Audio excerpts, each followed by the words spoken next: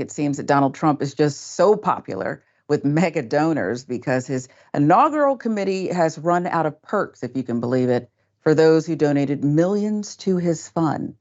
All that money, and some won't get as much. According to a report from the New York Times, Trump's inaugural committee is no longer selling tickets to donors for his swearing-in ceremony and the events during the January 20th weekend. Last month, the inaugural committee announced the following benefit packages. We'll run them down for you.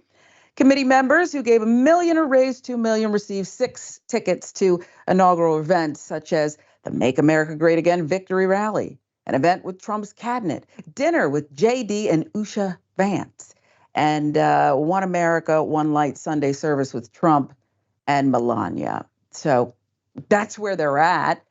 They've given all they can despite all the money. You see the schedule there.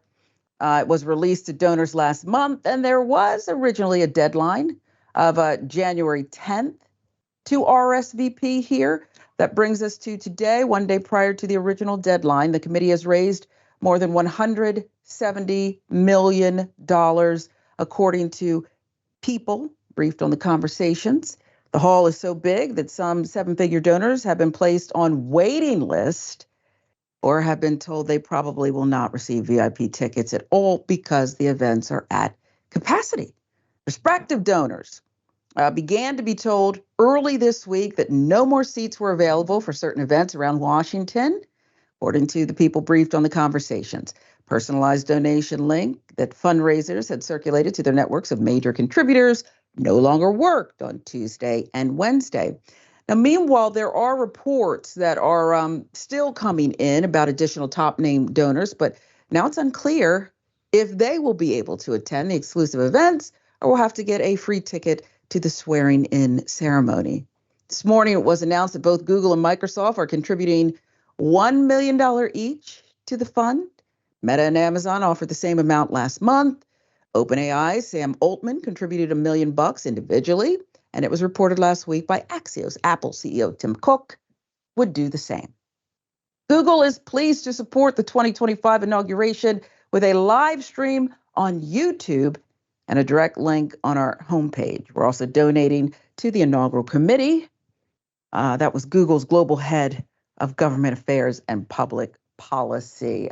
What does this all mean? So much money, not much left to give. I mean, wildly popular. It's either that or he, pulled a Kendrick Lamar and bought up all the tickets, the opposition did, and it'll be empty there. But it does seem like everybody is scrambling to at least show loyalty, pandering something to Donald Trump and this incoming administration.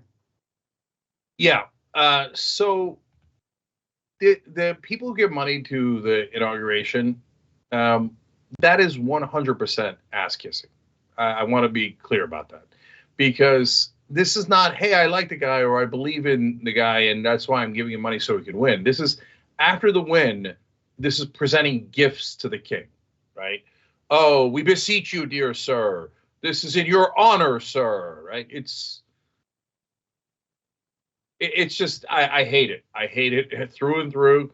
And I know that they got to do an inauguration. I think they should always use government money. Oh, but that's taxpayer money. Yeah, it's better than having a whole bunch of donors that for giving $1 million are going to get $1 billion or $1 trillion back one day, right? So, and then, on the live stream of Google, bless their hearts, it's a perfectly fine news event to live stream.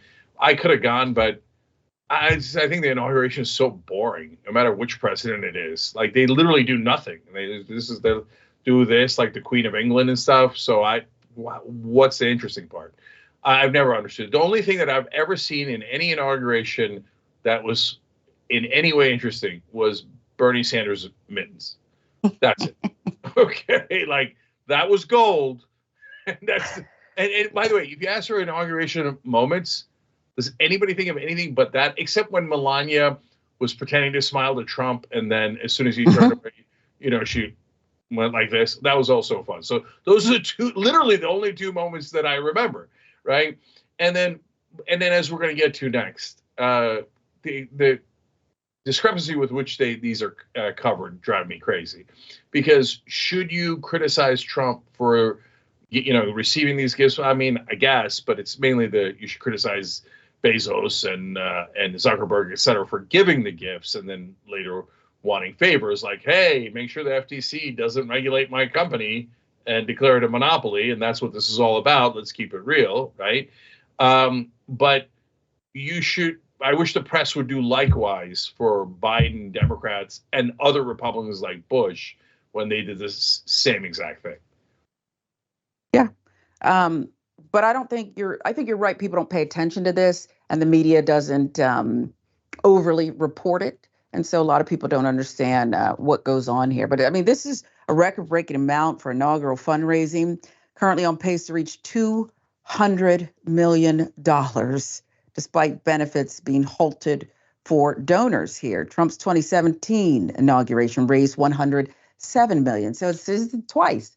It's going to end up being twice that amount, maybe even more.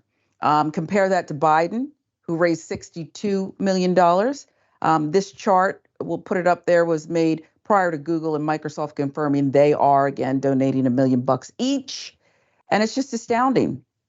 Tech companies, CEOs, they all want a piece of this thing compared to Joe Biden. And what does that mean? What does it mean? What does it indicate? Additionally, with Biden, Lockheed Martin and Boeing, two of the nation's largest defense contractors, gave $1 million apiece to the inaugural committee. FEC filings show that. So did the ride-sharing behemoth Uber, telecom giants Comcast, AT&T, other major corporate donors, including Pfizer, Bank of America, Qualcomm, and PepsiCo. The Hill reporting this. So, look, it's a lot of money no matter which administration incoming you look at. But again, I understand that both parties have their issues with money and influence. But the fact that there is so much willingness, to me, means because Donald Trump's put it on Front Street and been not shy about it, quite proudly announced. He said the quiet part out loud, that pay to play, you give and you shall receive. Am I wrong? Is there no difference? It's just call it inflation. No, there's a difference. So you're right, Sharon, but we're both right? So first off, when Biden or Bush, by the way, a corporate Republican, took a ton of money for their inauguration, they take it from these giant companies like Lockheed Martin and Boeing. Are those companies doing it for charity? Are they doing it for patriotism? Uber was so patriotic they decided to give to Biden's inauguration. No, they're doing it for favors that they're going to get from the government. That's obvious. It's open and brazen bribery. And especially after an election, you can't even claim, well, we happen to have aligned interests. No, this is just you saying, here's some money. I'd like to kiss your ass. Please give me goodies later. And by the way, this is all for your ego, because it doesn't go to anything like winning an election or getting a bill passed. It goes to how much pomp and circumstance you're going to get. So now, having said that, Trump has gotten a lot more than even Biden and the other people. So Sharon's definitely right about that. But more importantly, this is an extra layer because Trump has said both carrots and sticks, right?